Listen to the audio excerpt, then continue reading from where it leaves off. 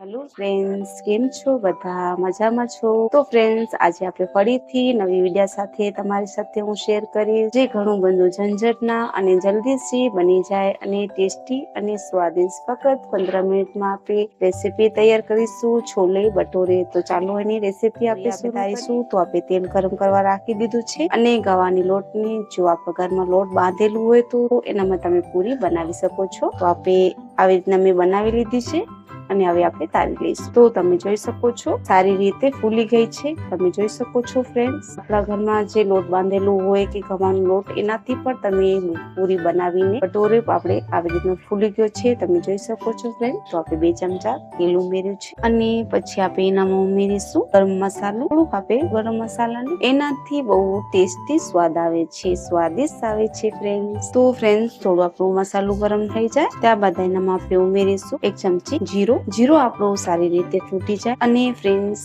1 ચમચી આપણે હિંગ ઉમેરીશું. તો ફ્રેન્ડ્સ, મસાલો આપણો પાકી ગયો છે સારી રીતે.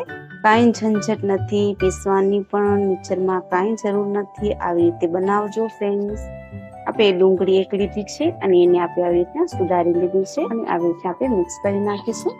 થોડું ખણ આપણે બ્રાઉન કલર થઈ જાય એટલે આપણે ડુંગળી પકાવવાની છે. તમે આવી રીતના નાની નાની સાઈઝની ડુંગળી કાપશો તો જ્યારે તમે ગ્રેવી વાળું બનાવો એવી રીતે આ બનશે. ડુંગળી આપણી થોડી બ્રાઉન થઈ જાય અને એનામાં આપણે ઉમેરીશું ફ્રેન્ડ્સ. તો ફ્રેન્ડ્સ, તમે જરૂરથી એકવાર ટ્રાય કરજો અને જોજો હું કેવી રીતે બનાવું છું, અને એવી રીતના તમે ઘરમાં ટ્રાય કરજો. સ્વાદ અનુસાર મીઠું. બ્રાઉન થઈ ગઈ છે. હવે એનામાં આપણે લીલા મરચા આવી રીતના સુધારી લીધા છે, મેં 3 લીધા છે અને આપણે ટમેટા લીધા છે, મેં આવી રીતના સુધારી લીધા છે. આપણે મિક્સ કરી નાખીશું.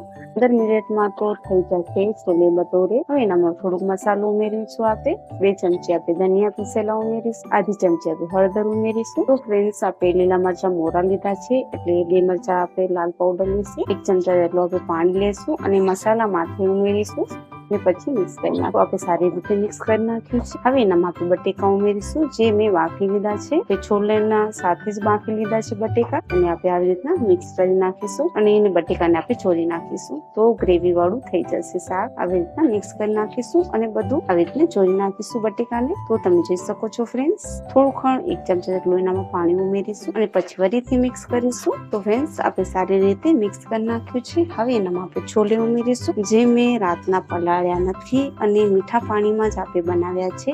મીઠા પાણીમાં 10 સીટીઓમાં થઈ જાય. રાત્રે તમે ભૂલી જાઓ તો આવી રીતના તમે મીઠા પાણીમાં ડાયરેક્ટ બાફશો તો પણ બાફાઈ જશે. સારી રીતે બાફાઈ ગયા છે. આવી રીતે થોડું ખણ એનામાં આપણે પાણી ઉમેરીશું. તો મેં કાંઈ મિક્સરમાં ડબ્બામાંથી ટમેટા, ડુંગળી કાંઈ પણ નથી પીસી અને તમે જોઈ શકો છો તેમ ગ્રેવી વાળું જ થયું છે. અને એનામાં આપણે પાણી ઉમેરીશું. તમે જોઈ શકો છો ફ્રેન્ડ. એનામાં આપણે 1 ગ્લાસ જેટલું પાણી ઉમેરી નાખીશું અને પછી આવી રીતના મિક્સ કરી અને 5-6 મિનિટ એને પકાવીશું. એનાથી સ્વાદ સારું આવશે અને તમે જોઈ શકો છો. અને આપણે ફ્રેન્ડ્સ એનામાં ઉમેરીશું જે છોલેનો મસાલો આવે છે.